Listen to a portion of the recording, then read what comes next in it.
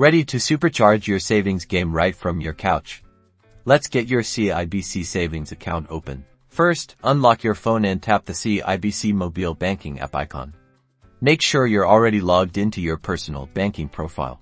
Now, look for the More option, usually found at the bottom right corner of the screen. Tap on More to open additional options. Scroll down the menu until you see Open New Account.